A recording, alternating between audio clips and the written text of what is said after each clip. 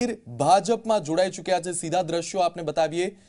ગૌતમ ગંભીરે ભાજપનો કેસરીઓ ધારણ કર્યો છે। सबसे पहले मैं भारतीय जनता पार्टी के वरिष्ठ नेता देश के वित्त मंत्री श्री अरुण जेटली जी से आग्रह करूंगा कि उनका स्वागत करें।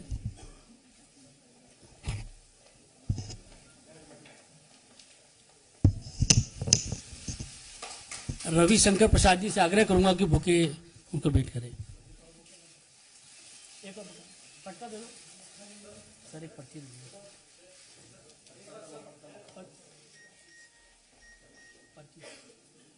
यस वेलकम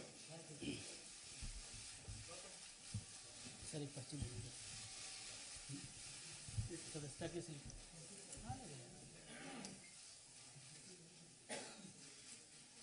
तो गौतम गंभीर भाजपમાં જોડાયા છે। પૂર્વ ક્રિકેટર ગૌતમ ગંભીરે હવે ભાજપનો કેસ ધારણ કર્યો છે। આ થોડા દિવસો પહેલા જ વાતો સામે આવી હતી કે ગૌતમ ગંભીર રાજનીતિમાં આવશે, પરંતુ ગૌતમ ગંભીરે જ પોતે જ એ વાતને રદિયો આપ્યો હતો કે હું રાજનીતિમાં આવવા નથી માંગતો, કારણ કે મારે હવે સમય મારા પરિવારને આપવો છે। પરંતુ આજે ગૌતમ ગંભીર ભાજપમાં જોડાયા। અરુણ જેટલી બોલી રહ્યા છે, સાંભળીએ। મિત્રો,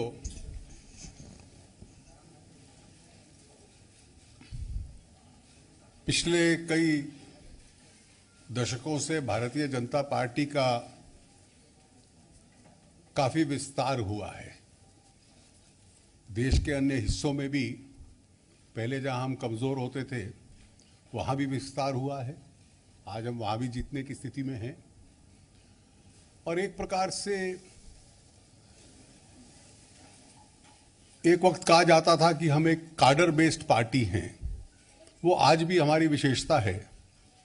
लेकिन उसके साथ साथ हम काडर बेस्ड मास पार्टी भी बने हैं, जिसकी की एक बहुत बड़ी फॉलोइंग और देश का सबसे बड़ा राजनीतिक दल है हम। और हमारी पार्टी में हमारे कार्यकर्ता भी नेतृत्व तक पहुंचते हैं और प्रमुख नागरिक जो देश के हैं, विशेष रूप से जिन्होंने किसी ना किसी क्षेत्र में एक्सीलेंस प्राप्त की हो, ऐसे लोगों को भी पार्टी में लाना। और क्योंकि देश की बागडोर हमारी पार्टी के और हमारे सहयोगियों के हाथ में है और उम्मीद है कि रहेगी, तो इस प्रकार के लोगों से हर क्षेत्र की और पार्टी का, सरकार का, देश की नीति का ध्यान जा सके, ये एक हमारी पुरानी नीति रही है। और क्योंकि देश की बागडोर हमारी पार्टी के और हमारे सहयोगियों के हाथ में है और उम्मीद है कि रहेगी, तो इस प्रकार के लोगों से हर क्षेत्र की और पार्टी का, सरकार का, देश की नीति का ध्यान जा सके, ये एक हमारी पुरानी नीति रही है। We are also a cadre-based mass party now, where there is a lot of space, and most of our leaders have emerged from our cadre, but we laterally also induct people who have achieved excellence in various fields. तो आज श्री गौतम गंभीर प्रसिद्ध नाम है, बहुत दशकों तक cricket खेलते रहे और क्रिकेट में एक बहुत बड़ा स्थान हासिल किया। विशेषता यह है कि ये दिल्ली में ही जन्मे पले, यहीं पर पढ़े और दिल्ली में मॉडर्न स्कूल, फिर हिंदू कॉलेज और उसके बाद दिल्ली में हर स्तर पर क्रिकेट खेली। Under 16, under 19, Ranji trophy, captain रहे दिल्ली के बहुत सालों तक। हिंदुस्तान के लिए क्रिकेट खेली और एक्सेल किया अपने करियर में। आईपीएल में 2 टीमों के कैप्टन रहे और उसके बाद 2007 में T20 का वर्ल्ड कप जो भारत ने जीता, और 2011 में 50 ओवर ओडीआईज का वर्ल्ड कप जो भारत में जीता, तो उसके फाइनल्स में इनकी पीक परफॉर्मेंस ही एक प्रकार से दोनों जीतों में इनका बहुत बड़ा रोल था, पिछले दोनों विश्व कप में। और आज ये भारतीय जनता पार्टी को में शामिल हो रहे हैं और अपने क्षेत्र में काम करने के बाद क्रिकेट की फील्ड में खिलाड़ी के रूप में आप रिटायर रहे हैं, लेकिन खेल के साथ जुड़े हुए हैं कमेंटेटर के रूप में, एक विशेषज्ञ के रूप में। तो आज ये पार्टी में शामिल हो रहे हैं। हम इसको एक बहुत ही महत्वपूर्ण इंडक्शन अपनी पार्टी में मानते हैं और मैं उनका स्वागत करता हूं। अभी वो राष्ट्रीय अध्यक्ष जी से भी मिले हैं और पार्टी में आने से इनका जो पूरा टैलेंट है उसका पार्टी प्रयोग करेगी और मुझे विश्वास है कि पार्टी को इनके आने से बहुत बहुत लाभ होगा। मैं इनका स्वागत करता हूं। एक मिनट, इससे पहले कि गौतम गंभीर जी आपके संबंध में विचार रखें, रवि जी इस अवसर पर कुछ कहना चाहते हैं। मित्रों, जो माननीय अरुण जेटली जी ने कहा है, सर उसमें दो चीज़ें जोड़नी है। गौतम गंभीर जी अभी तक भारत की ओर से 58 टेस्ट मैचेस खेल चुके हैं और 150 वनडे, और he has contributed about 11,000 runs in international cricket on behalf of India. So therefore, उनका प्रोफेशनल स्टैचर क्या है, प्रधानमंत्री नरेंद्र मोदी जी की लीडरशिप से प्रभावित होकर और जो भारत ऊंचाई पर बढ़ रहा है उनकी अगुवाई में बीजेपी एनडीए के साथ, इसने उन्हें बहुत प्रभावित किया है, जिसके कारण वो बीजेपी में आज ज्वाइन कर रहे हैं। बाकी अनिल जी, बाकी अब मैं गौतम गंभीर जी से आग्रह करूंगा कि जो भी उनको इनिशियल कमेंट्स करना है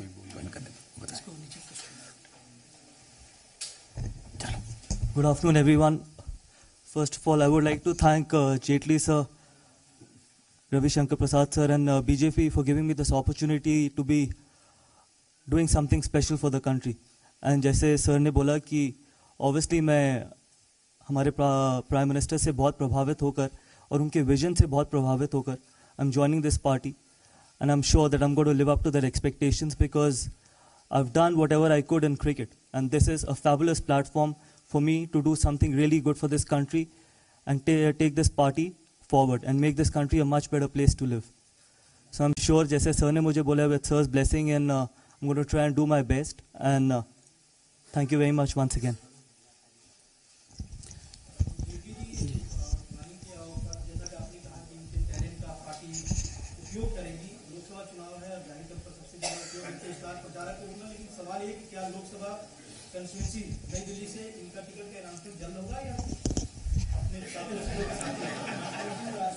ऐसा है कि पार्टी में एक व्यवस्था है तय करने की, और ये विषय सारे इलेक्शन कमेटी पे छोड़ दीजिए आप।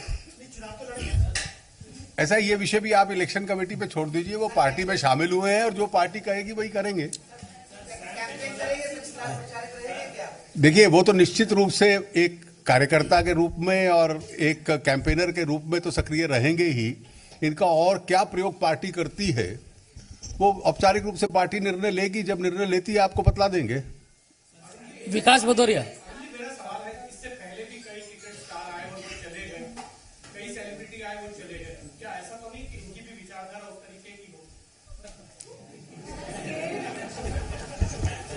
विकास भदौरिया, विकास, ऐसा है कि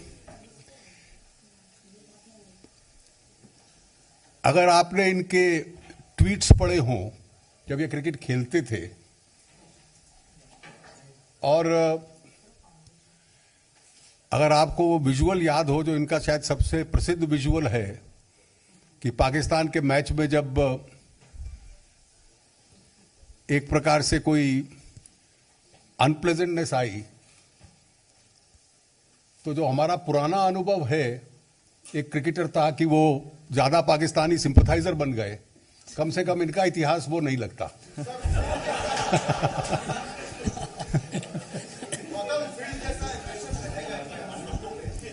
जो अनिल जी आप एक जो अनिल जी कहेंगे वो पूछिए।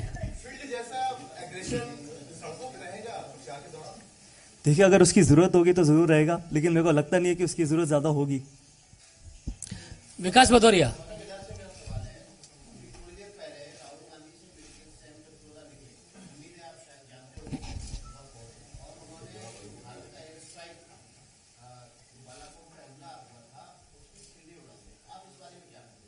I think sir ज्यादा equipped है।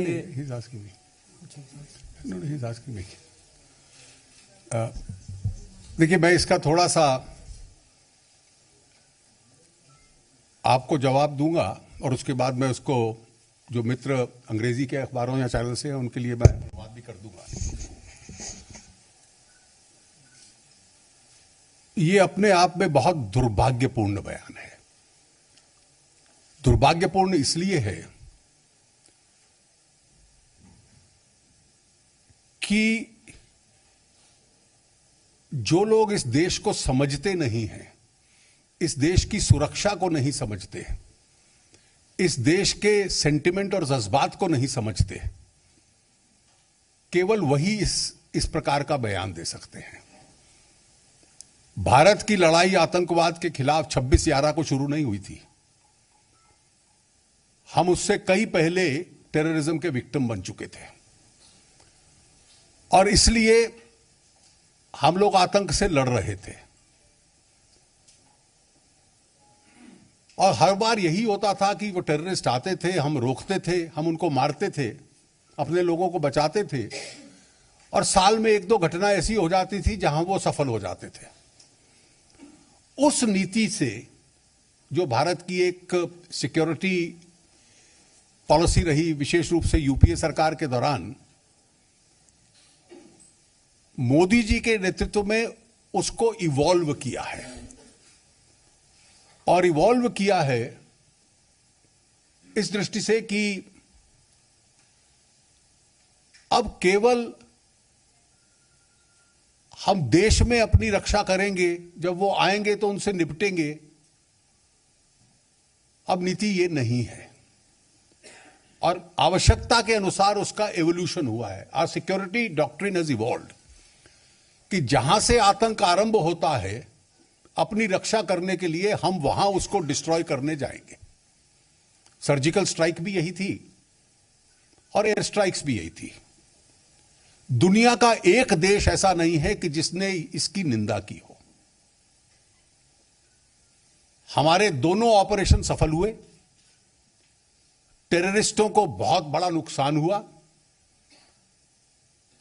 हमारा एक भी सिक्योरिटी फोर्सेस का पर्सनल, आर्मी का सर्जिकल स्ट्राइक में या एयरफोर्स का एयर स्ट्राइक में सैक्रिफाइस नहीं हुआ। हमने सिर्फ टेररिज्म पे अटैक फोकस किया और सफल होकर वापस आए और पूरी दुनिया ने हमारा समर्थन किया।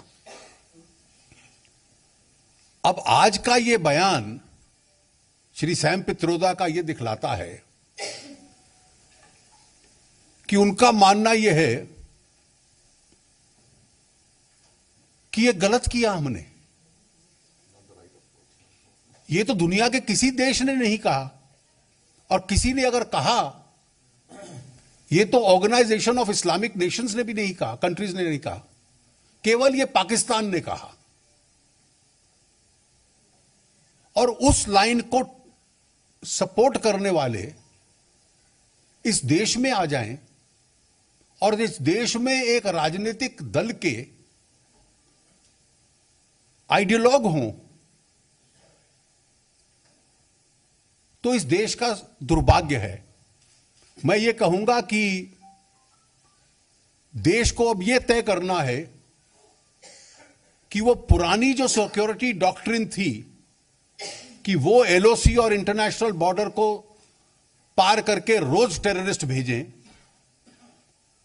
और हम लोग उसको अपने आप को डिफेंड करते रहें। मैं गौतम गंभीर यहां बैठे हैं तो इसलिए क्रिकेट का उदाहरण देके ज्यादा सरलता से समझाऊंगा। मैच कभी बैकफुट पे खेल के जीता नहीं जाता, फ्रंट फुट पे जीता जाता है, रन तभी बनते हैं। और यही हमारी सिक्योरिटी डॉक्ट्रिन में इवॉल्व हुआ है। अगर गुरु कैसा हो, ऐसा हो और उसके विचार ऐसे हों, तो शिष्य कितना निकम्मा निकलेगा, आज इस देश को भुगतना पड़ रहा है। English. It's a very unfortunate statement for India, an Indian point of view, that somebody who's an ideologue of the Congress party has said so. I think such people have no connect with India's security requirements. The pain that we have suffered, the loss that we have suffered over the last 3 decades because of terrorism, and the sentiment of the Indian people and the Indian forces. Our security doctrine has evolved.